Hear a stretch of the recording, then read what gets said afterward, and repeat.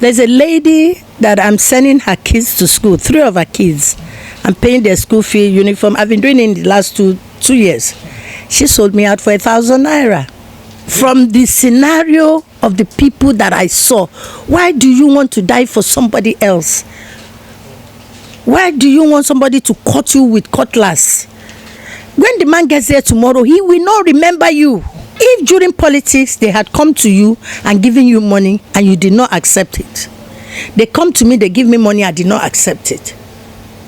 If they do something wrong, we can have our voice together and we have the right to go there and tell him what is going on. But how many Nigerians can say truthfully, I did not take a kobo from anybody?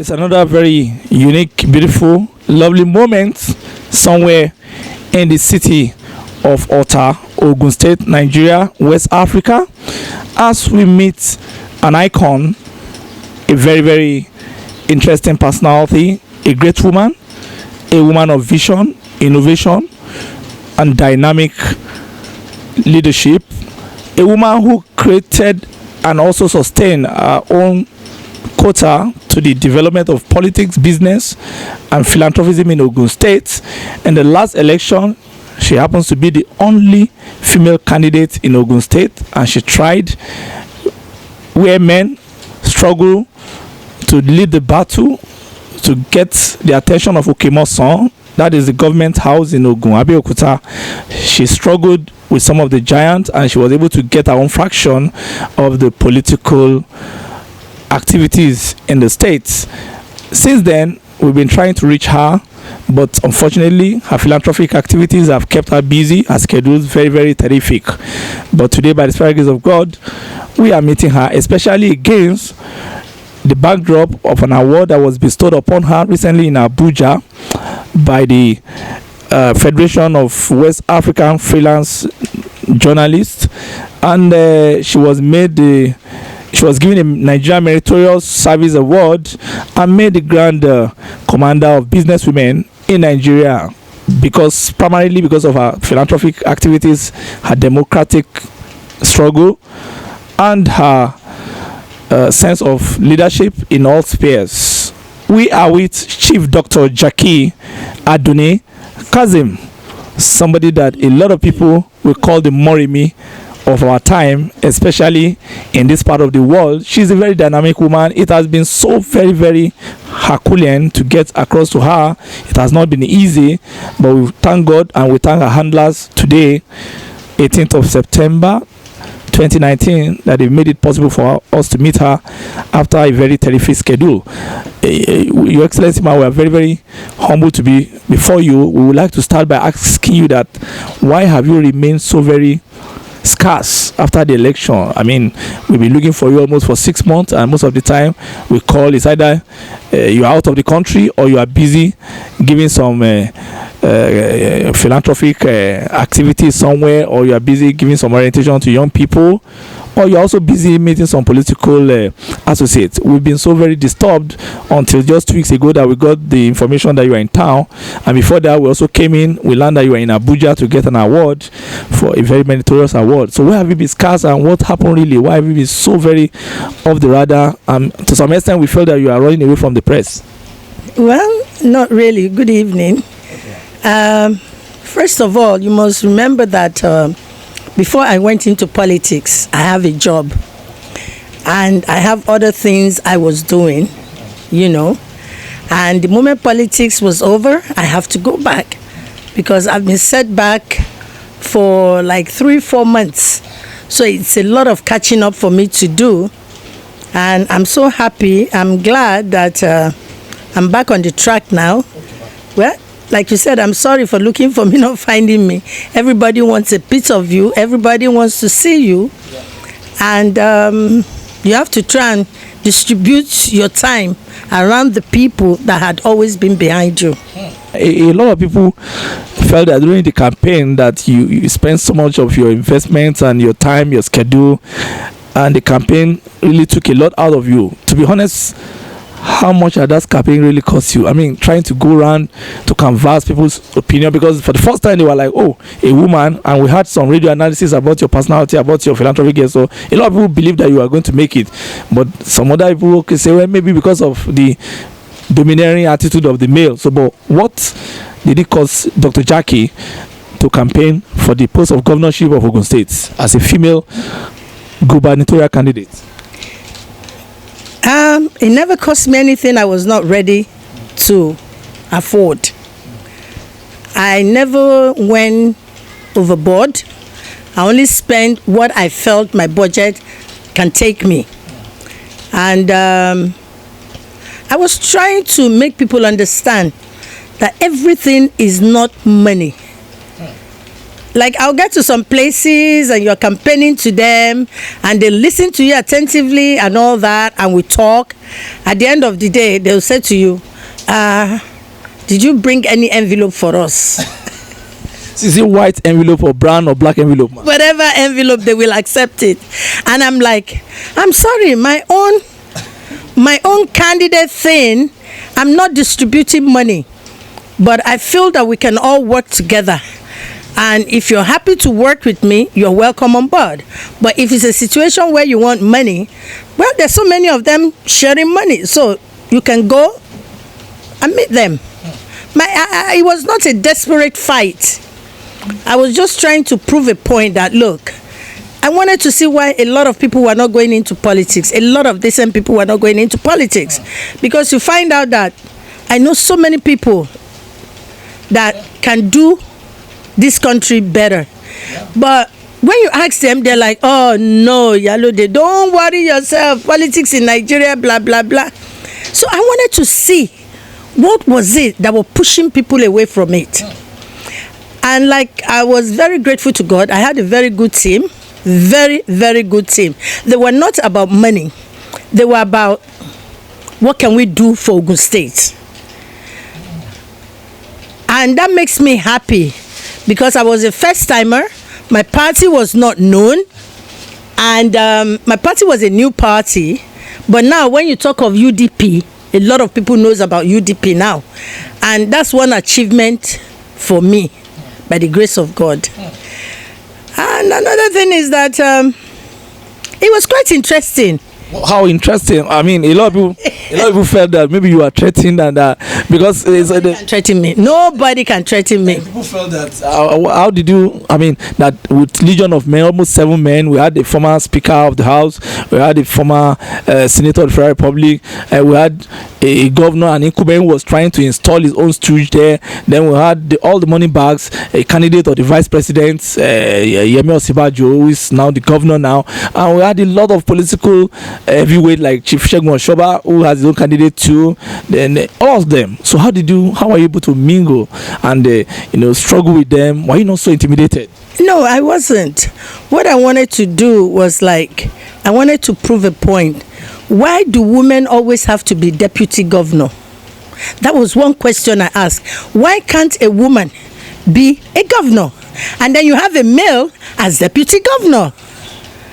And that was exactly what I did. And I learned a lot while on my journey. At least, first of all, I got to know my 20 local government. I went to every local government because I wanted to see myself. I didn't want people to tell me how Waterside looks like, how Imeko looks like, how all those places look like. I wanted to see it for myself. You see, when you don't travel around, you don't know. We used to think, oh, Ogun State is fantastic, we're developed, we're this, but only a segment of Ogun State that you can actually see the hand of government. A segment.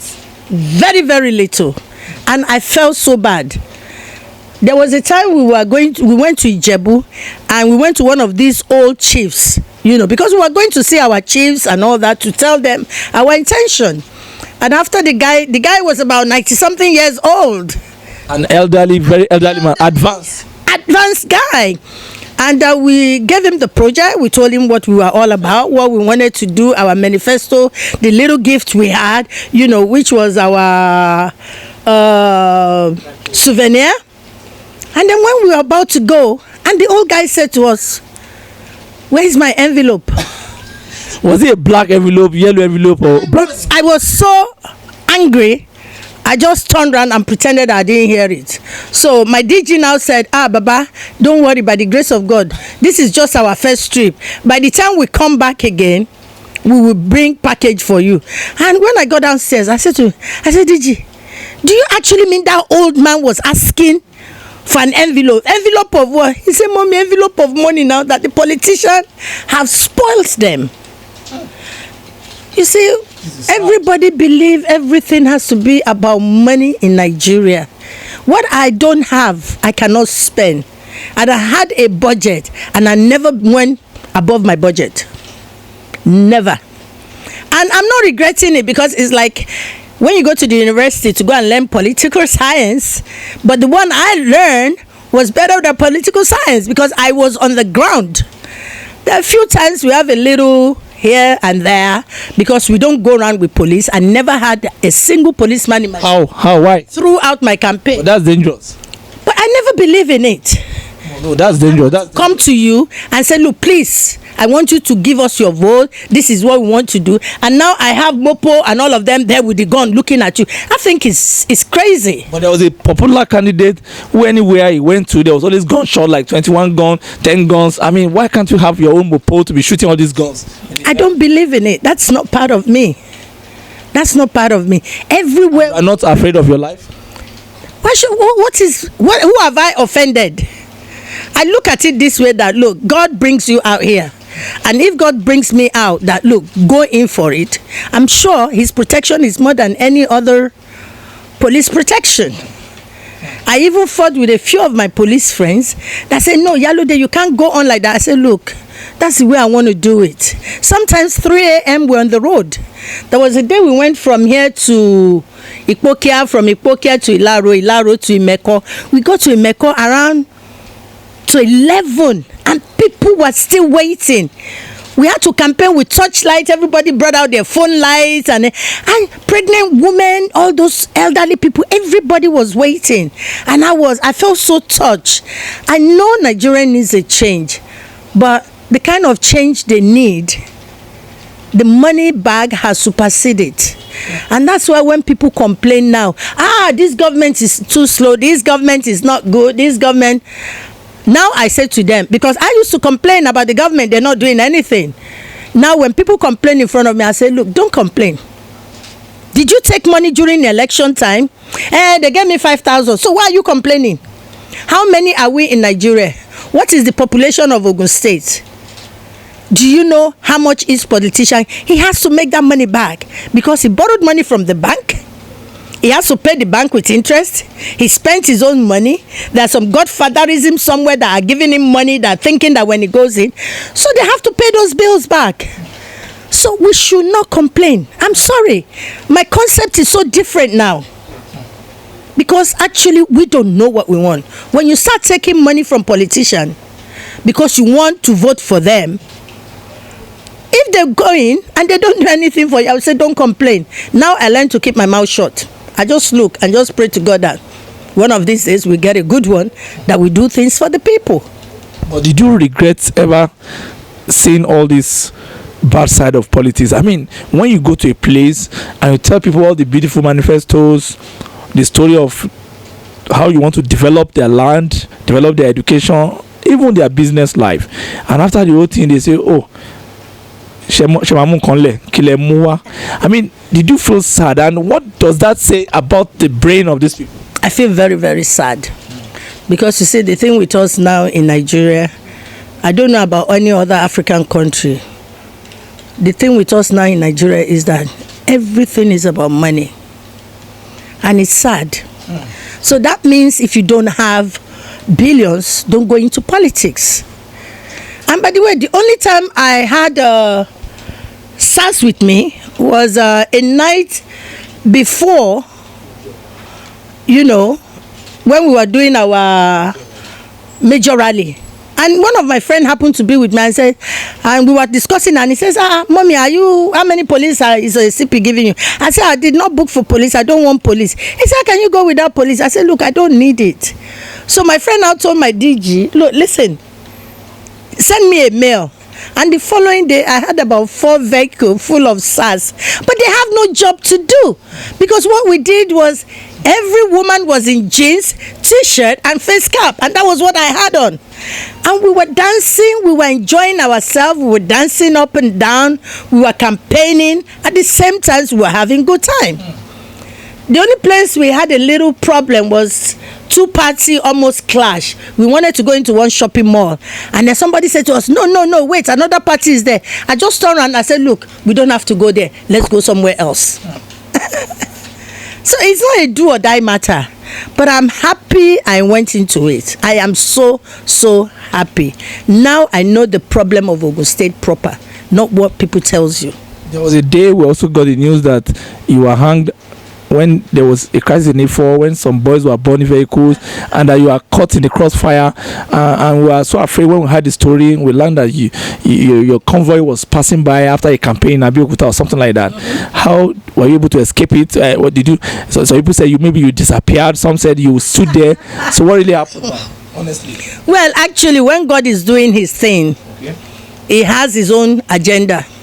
What happened that day was, we were coming from Abeokuta, we were coming back to Ota, and we had about 4 or 5 vehicles, and you won't believe it. 3 of the vehicles just stopped by Ewekoro. Just stopped. How? We don't know. Mine didn't stop, but I don't leave my people behind. So we all now parked, the other vehicle parked, and we tried to fix this vehicle. We tried. There's nothing we did not do. We called our mechanic, he came, and then he got to a stage. By the time the thing settles, there was one KBC that was passing. What's his name? Akimbo. Very nice gentleman. I never knew. One of my boys just called me from Abeokuta that, look, Mommy, it's better you go with another vehicle. That chief is coming, he can pick you. I said, no, I'm not leaving my people. And the chief came and stood by us. I was so amazed. I just want to seize this opportunity to say a big thank you to him. Because even after the car started, we were waiting for some people. We said, Kabiyesi, oh yeah, you can go now. He said, no, you people go, I'll follow you. Even with all the thugs, everybody coming to, when they say, Iyalode, our mama, this, that, we started gisting. And that was how we got through. I never vanished. I don't know how to vanish. Because we were thinking about that you used juju, because is it true that it was when you go to E4 that you now saw that there was carnage everywhere? Yes, everybody has disappeared. And we were hearing the story in the news.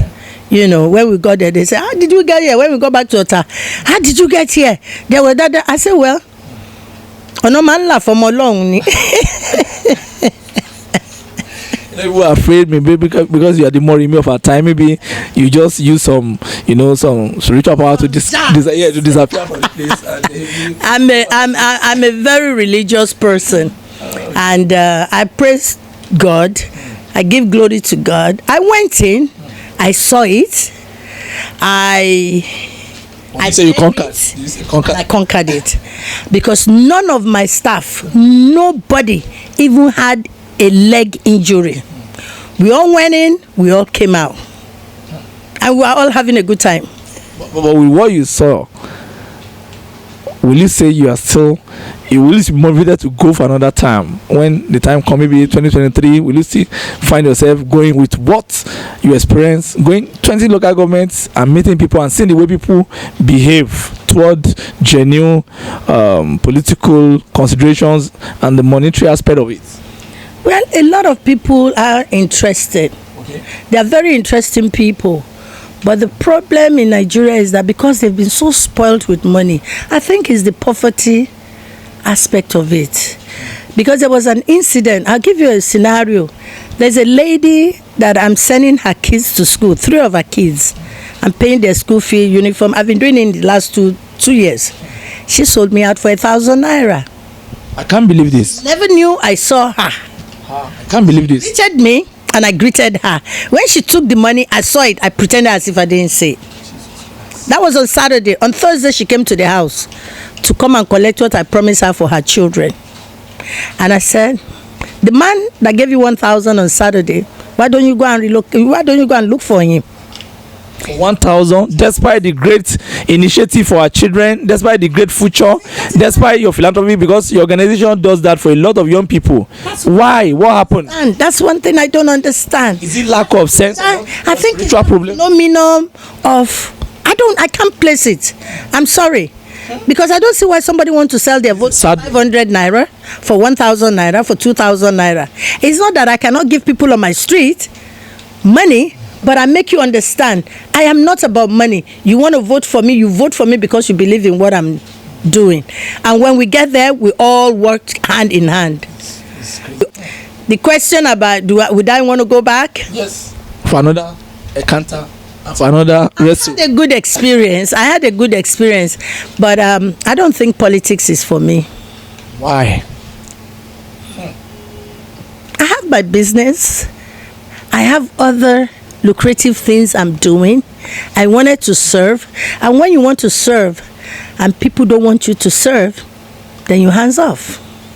It's not that I am backing out. It's just that from the scenario of the people that I saw, why do you want to die for somebody else? Why do you want somebody to cut you with cutlass?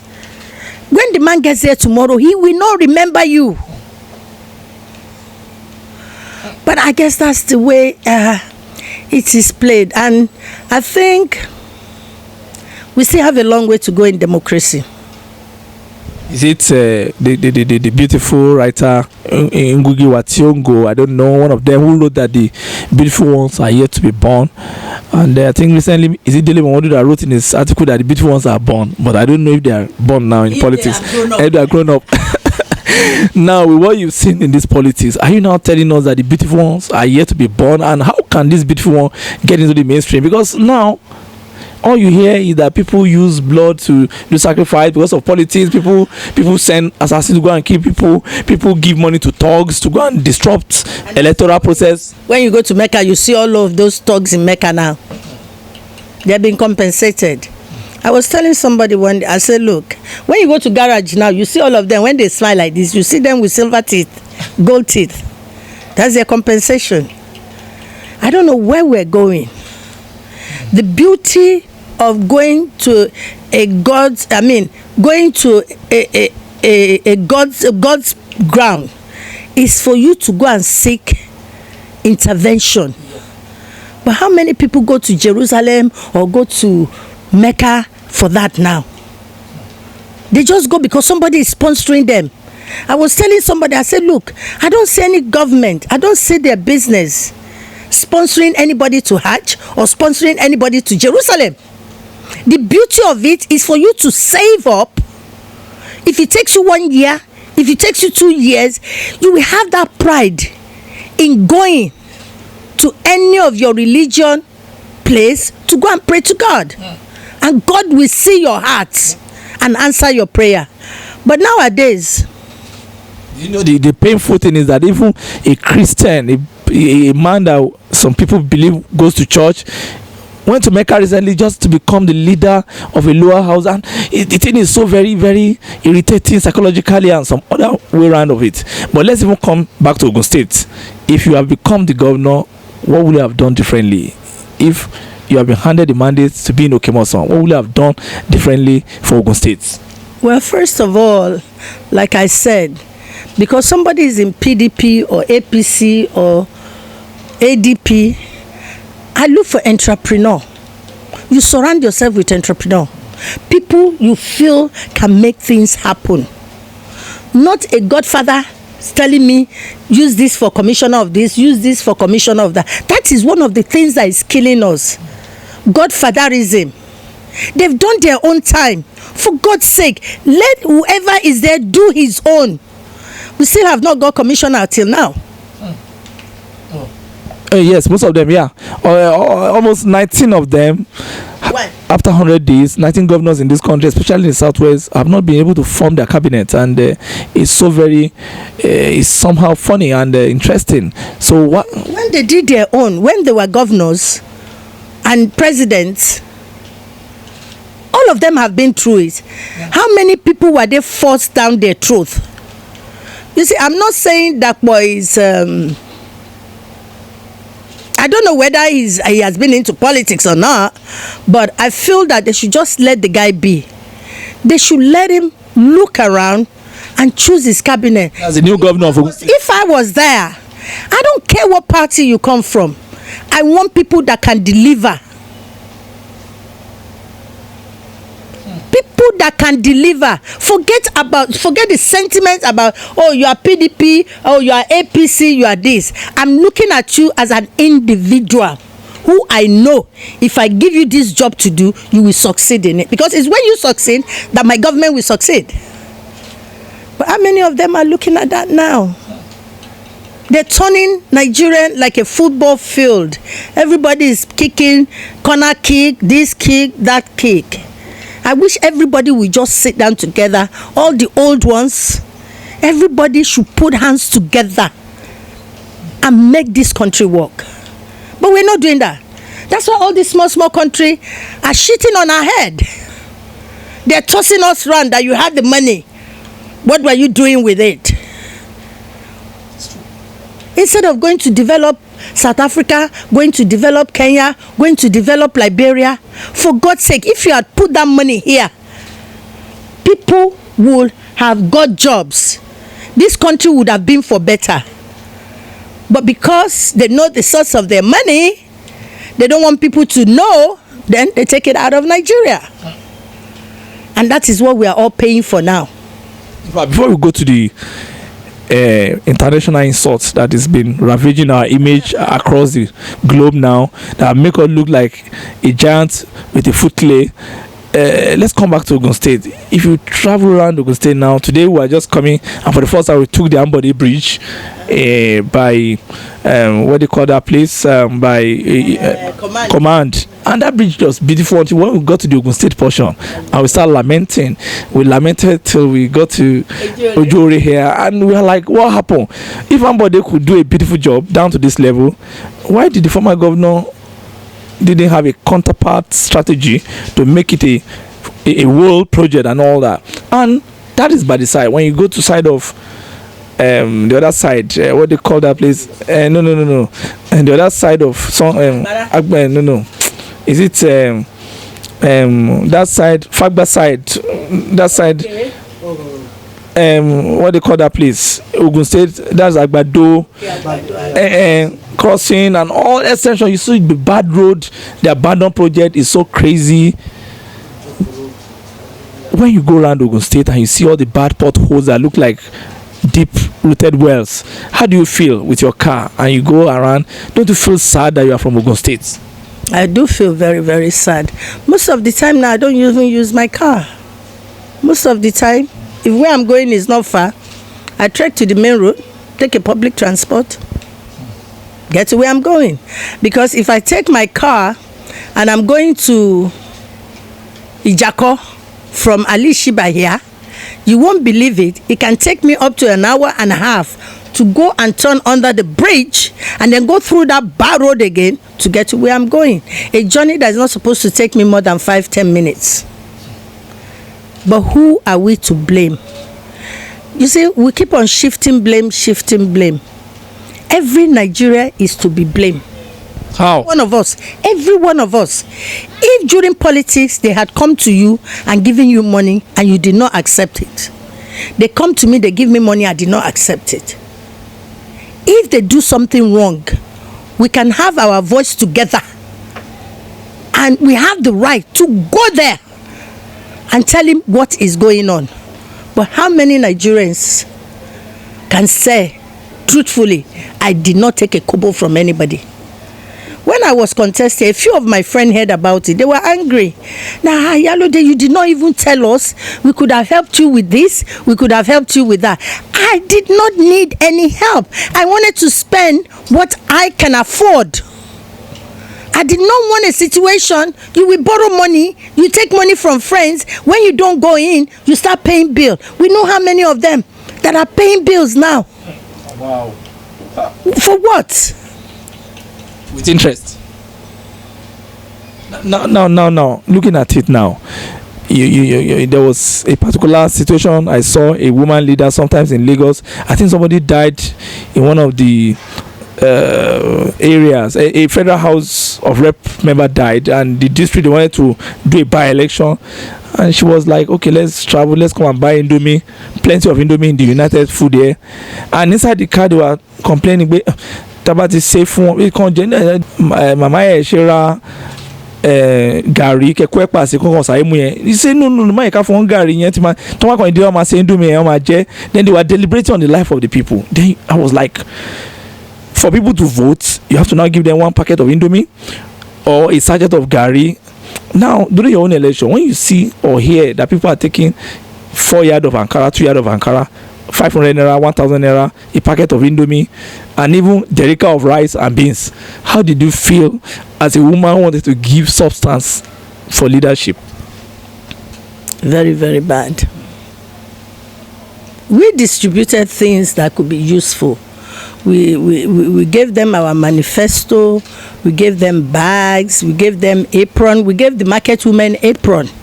And you should see the pride in them wearing that apron, you know, the yalatas, you know, the whole lot of them. Giving gift is not a big deal, but don't go overboard. But people are giving something like a pack of or something like that. Is it salt they call it? Then some people are even giving a salt, maybe salt of the world or something like that, and they even go to the extent of packaging small gari and put their name on it. Some even package all sorts of very mundane bread, and they just said something bread, you know, omitutu bread or something like that. They just put something on it. Is it that the poverty is so very grounded that people cannot even use their brain again, man? From your own findings as a politician, as a campaigner, what did you find out, and what do you think? Is it poverty? Is this too much infrastructure, or is it common sense that we are lacking? Is our case spiritual? I think our case is spiritual.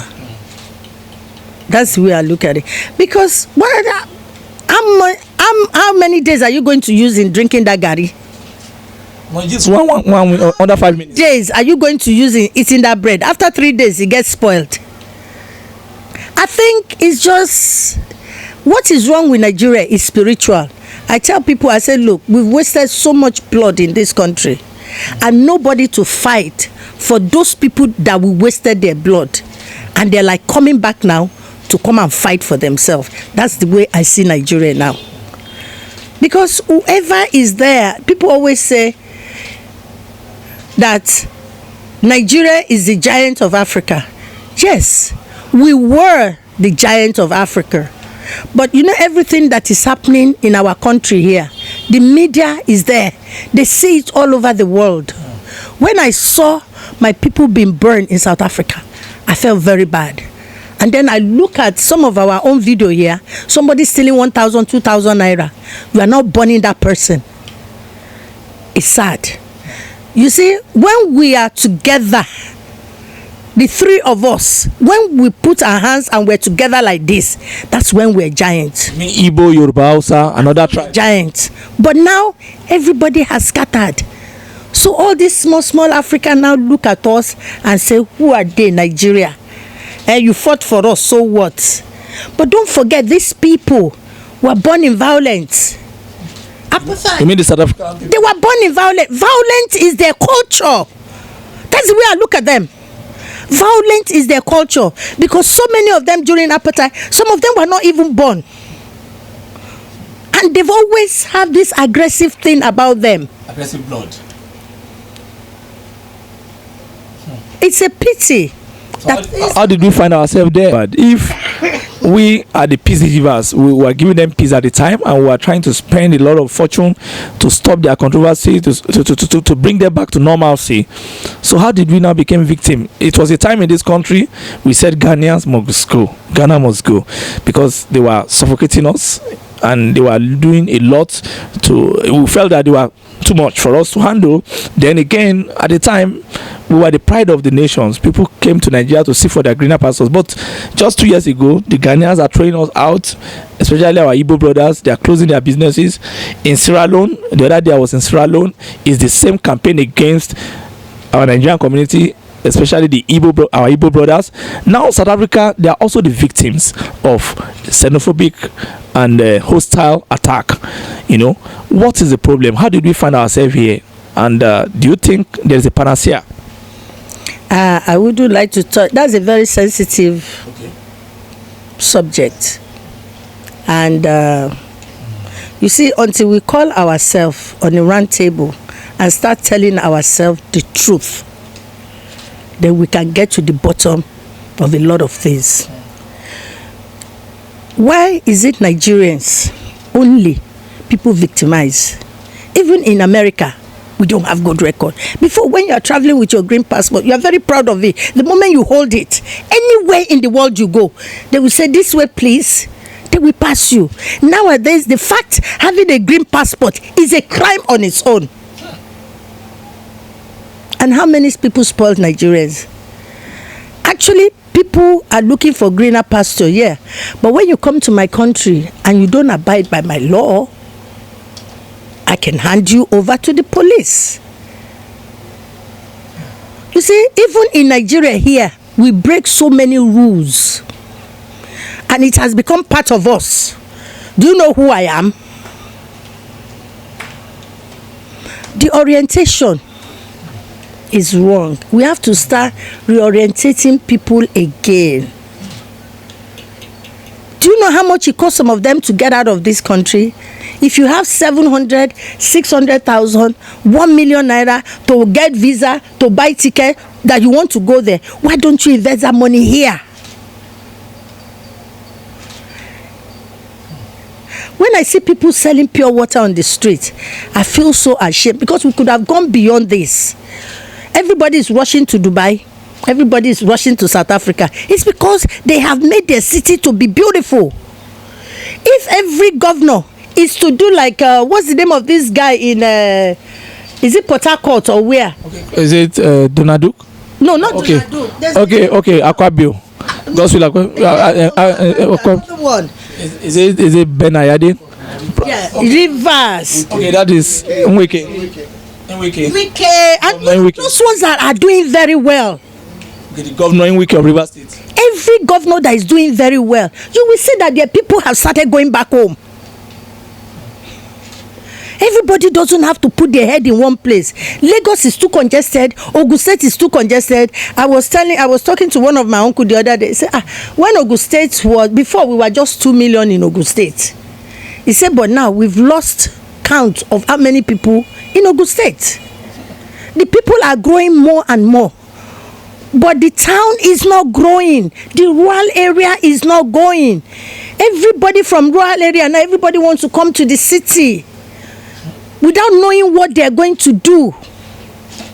Why don't we go and develop there? I've seen the kind of Okada people that are coming. Even the other day in Lagos, the other day they stopped a truck and they met 100 and plus young Hausa people. Is it Hausa boys from Kebbi State, and they parked Okada inside the truck, and they too, they were there. The police arrested them, and there are a lot of, when you go to a particular bus stop and you just see crowd of young, uneducated northern people. They have to survive. Where they're coming from, they're not surviving anymore. And as a Nigerian, we are all Nigerians. But if the governors are to develop the place, what does it take? What is the budget? What are they doing with the budget? I'm so happy now. There's so many things in place for police people. So many things. Insurance, housing, medical. If that can happen, are you sure, sir? Are you sure? Yes, the IG. The police are still seeking. The police are still crying. Their quarters. We go to Ikeja now. You see the whole place is in a tata. Yes, even their morale on the street is still bad. They are still collecting 15 naira in some junctions and all. They came with a vehicle.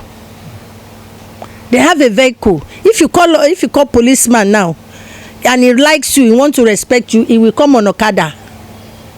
Is that proper? But in most cases, it's not proper. But in most cases, even if you pay for the Okada, in most cases, it's you that will pay. So if they are parking on the road and you know you've contradict yourself, if I have not done anything wrong, I will not give a policeman money. But you see some people we overload. And when I get to police, 200 naira and 100 naira. Of course, police will take it. Why? Because they have to fill their tank. They brought a vehicle there. You see, until we start being realistic with each other, the vehicle that is given to them, how is it filled? How is it serviced? Sometimes, this politics I went into has changed me in a way to see more light about what is actually happening. But if I go to the police now, in most cases, I've used police this year and last year. In most cases, you still want to give them money. Recently, we arrested some young people who stole something in an area, and we were the one that paid for Kekemawa to go and arrest 2 more boys. Then eventually, they said that we're going to motivate them. And I mean, there's some I investigated, and even when they were going to release those guys, the money they were going to collect from them was even lower to the one they collected from us. We complained, they caught them, and they agreed that yes, we stole. But eventually, we said they should release them. So, how do we save the police? When they ask you, did you reject it? Did you tell them no? If you tell them no, then they will tell you Kosimoto, Kosepo. Then you provide them moto and Ekpo now. And that's what we did. And we still motivated. You motivated because you wanted to motivate. If you don't motivate, there will be no movement.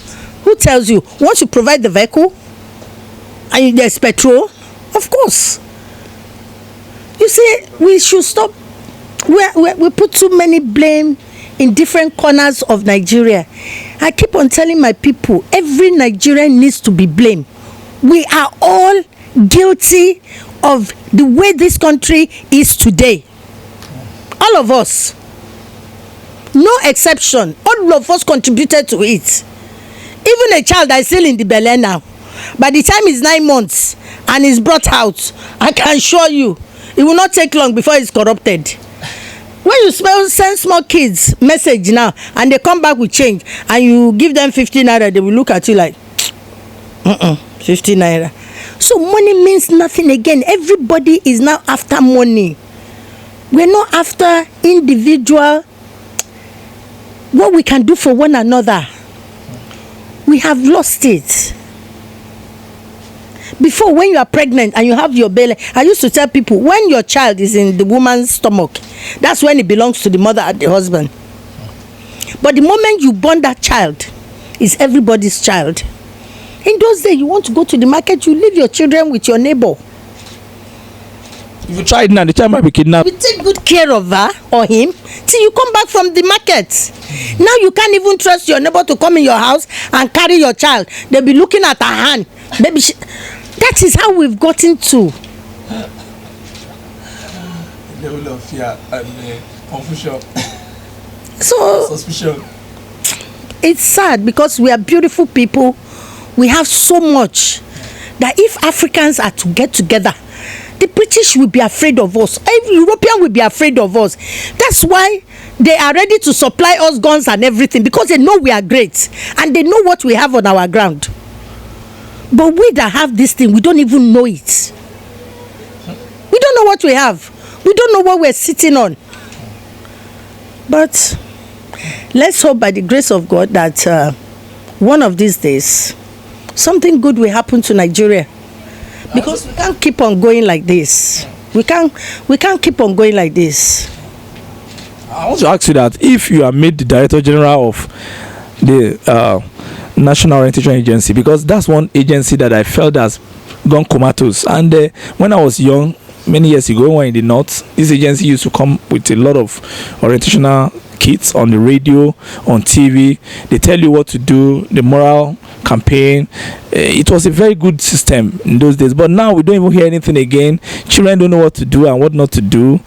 If you are made the Director General of National Orientation Agency, Noah, what do you think you are going to do? Don't ask me that. I don't want to be. Well, there's so many things that kids have resumed back to school now. During the holidays, when I'm driving by and I see children, they don't have anywhere to go. They don't have anything to do. Their mother is working, their father is working. The mother will take them along. It's when she's going home that she will take them home. You see some kids will come into the compound, start playing, using pure water bottle. I mean, what do you call it? Ragoli's bottle to play football. That is how bad it is. And like I told people, I said, look, technical school, technical college, there used to be a holiday job. We used to have holiday jobs. When you're on holiday, there's some people will come here to me when they're on holiday from the university. Mommy, Joe, ati gbolido, mo fẹ́ ṣe oṣù kan, and we fix them up. Technical school, what happened to it? Why can't we bring it back? Every Nigerian is good at one thing or the other. Yep. There's no Nigerian that's useless. No Nigerian. But let our elders put their heads together and see what they can do about Nigeria. They should forget about politics. I'm sorry, they should forget about politics. Let them put hands together. Sit down and say, look, we have nowhere else to go. What are we going to do about Nigeria? If Nigeria changes in the next 1 year, I will surprise you that you'll be shocked. How many people want to leave America and come back home? How many people want to leave England and come back home? If Nigeria turn over tomorrow, no false turnover for you to be reading on the news that yes, the GDP has, the realistic thing. So many Nigerians are ready to come back home. But it appears that you are so sad with the political leadership of this country. It appears that you are so you just feel sad because you've done a lot, and when you look at the political class from the top to the bottom, it appears that you're a very sad person when it comes to politics, not in your private business, but when it comes to leadership, political leadership, it appears that. What do you think should happen? If you have a chance to sit with President Buhari now and some of these people, what are you going to tell them to do differently? And what are they doing wrongly now that is not affecting those at the bottom? You see, even the people at the bottom, they don't even know what they want themselves. Are you saying they are confused? Every Nigerian right now is confused. Every Nigerian. Call an average man out there now and say, look, if you have this, what would you do? How can you turn Nigeria around? They will paint it for you, how Nigeria can change. How Nigeria can change in the next, if I'm there, 1 year like this, Nigeria will be this.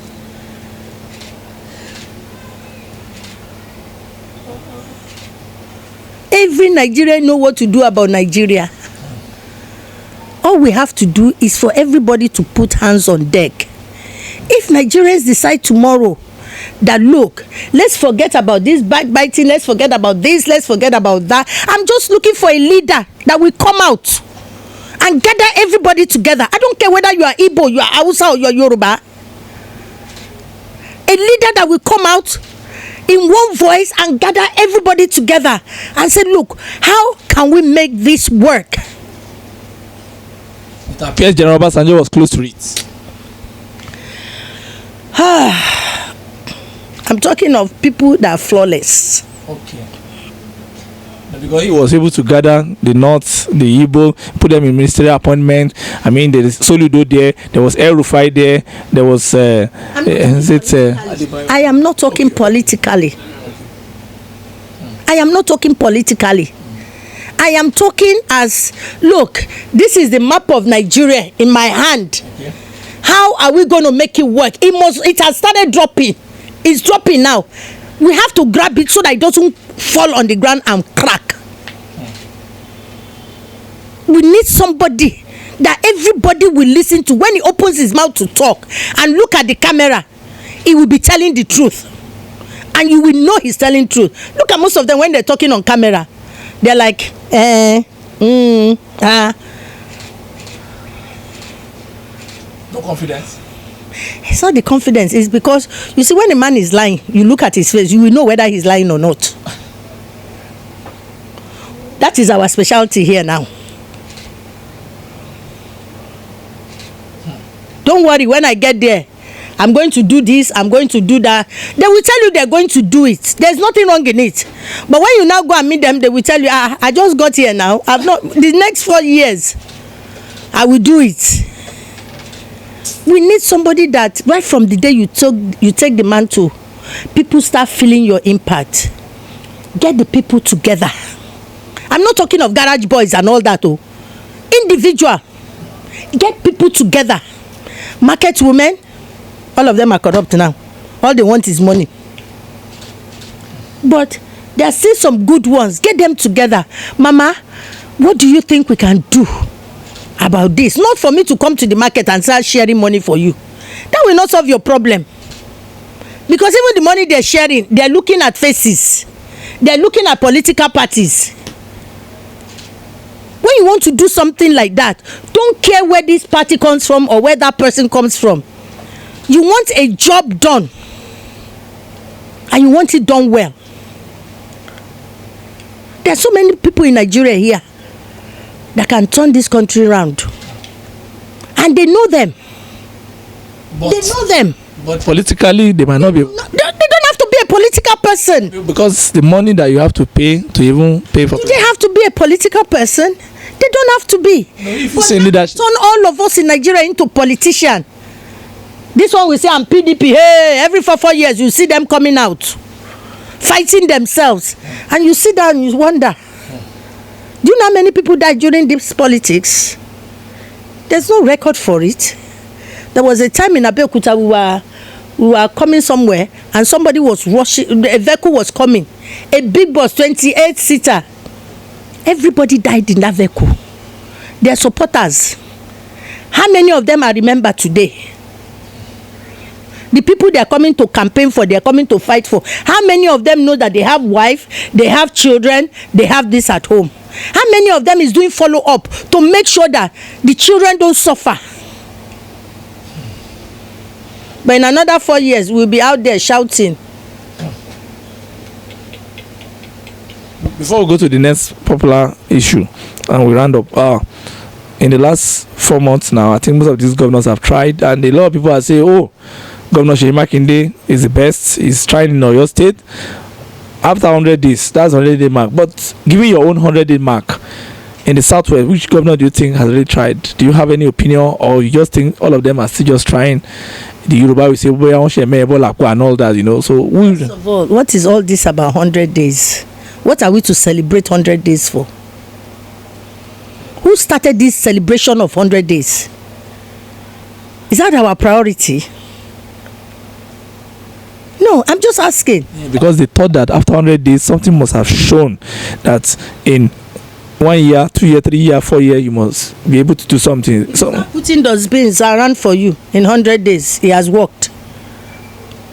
Maybe he has been packing the dirty in Lagos State and some are packing the dirty in Ogun State. Have you driven on this road? Yes, I tried. Yeah, I saw how dirty it is. So dirty. So what are we celebrating 100 days for? You see their wives, their husband, when they want to do birthday now. That's when they remember motherless baby home. That's when they will remember disabled children. Do you have to remember them every year? But the camera will carry them, the TV will carry it. Governor's wife went to this and went to distribute blankets. Is that a big deal? There's so many things. We're not getting our priorities right. 100 days. Out of how many days? 365 days in a year. and you are going for 4 years, and you are celebrating 100 days. What will you celebrate when you are 1 year? Or are we going to be celebrating every 100 days in the office? If you are actually working, you won't even remember 100 days. If you are on the field, our governor should be on. That's why when I see some governor inspecting things, you will see them in their safari. You will see them in their, what do you call this jacket that men wear? They are on the field. Those are the people I know they are working. They are inspecting. Most of them wear agbada these days. And you wear agbada, you say you are going to inspect. But different folks, different strokes for different folks. Now, rounding it up, if you have a chance to sit in a ballroom with 1,000 Nigerian politicians, what's going to be your message to them? Don't ask me that. Oh, what will be my message to them? Yes. My message to them will be, we have no other country but Nigeria. If you steal all this money, I can bet you will not finish spending it till the day you will die. So what's the essence? That's it. If you have a chance to meet President Buhari, what are you going to tell him to do? This is the second time, because I think the other time we were talking about him when you were campaigning, he was also campaigning. What are you going to tell the president to do differently now? He has just changed his economic team. He has just taken over the economic team from Vice President Osibajo, created a new economic team led by Dr. Salami, and it looks so ludicrous. People feel that he was trying to strip his VP, but anyway, that is by the side. But what are you going to tell the president to do differently, especially as regards 2023? There are still some good Nigerians. All I will tell him is he should look out for those who really want to change this country. He should put politics aside. You should put party aside. Look for good Nigerians that you feel they can work with you and they can perform with you. Who they're not only about money. The salary they're getting is ridiculous. And that's why everybody is turning to drug, to this, to that. To get rich quickly. But God will save Nigeria. I just tell him, please, look for good people to work with you. In 2023, do you think the Yorubas are going to get it? A lot of people are saying the Igbos, we are running up now. Some people say Yoruba. Some are saying, oh, Fahimi will succeed. Some are saying Tinubu should succeed. Some are saying Fashola should succeed. Then the Igbos are also saying, we are here, though they are also canvassing for Biafra. The other day, they beat up the former deputy senate president, Ikwe Kurimadu, in Germany because of his support for Nigeria. In fact, it was so embarrassing that he lost his shoe, lost his red cap, and all those kind of a thing. So, but what are you looking at 2023? Do you think the Igbos should get it or the Yoruba should get it? And how should the Yoruba get it as an Iyalode? Why should we be talking of 2023 now? Who should get it? Then the best thing is we don't go and vote. Let them put whoever they feel should get it into power. Because if we're actually voting for our candidates, we don't have to say this is the person that is going to get it. Does running of this country have to be a rotating something? How many of them is still going to be alive in 2023? And you are fighting. Igbo have to get it, Yoruba have to get it. Then don't let us go to pulling boots. Just tell us, is Igbo turn now? This is the person Igbo people are putting down. Put him there. We're wasting so much resources. Does it have to be Igbo, Yoruba, Hausa? Or we're voting for a candidate that we know that can work? If we're Nigerians, I don't believe in this Igbo, Hausa, Yoruba thing. No. I don't. I'm sorry. Looking for merit. I don't. Let the best man be there. Let the people know. You see, media is so easy now. People know what is going on. People know those who are working, those who are not. They should start studying their candidates now. Don't force anybody down our throat. Now they said they forced Buhari down our throat 3 years ago. Now all of you want him out. Why? In the first place, you forced him down our throat. All of a sudden, it's not good anymore. What has he done? Where did we go wrong? Where did they go wrong?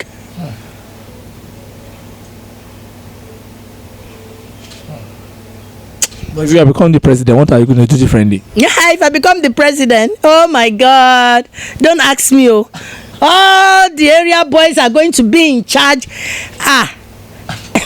Everybody is going to work, and they will work gladly. Do you know that? Nigerians can work, and they will work gladly. All they need is just a leader that will show them the way. You don't be a leader and sit in the sitting room and say, go and call me so and so, yeah, go and do that thing there. When you start doing it, you will see everybody will follow. That is how to be a leader. Not that I'm a leader. Oriyami, call me that person there. Oh yeah, let him go and do that. No. You see this place needs sweeping. Go there yourself, take the broom and start sweeping it. When you start sweeping, people around will see, say, yalo the mommy, you to carry your own. Then we all start sweeping together.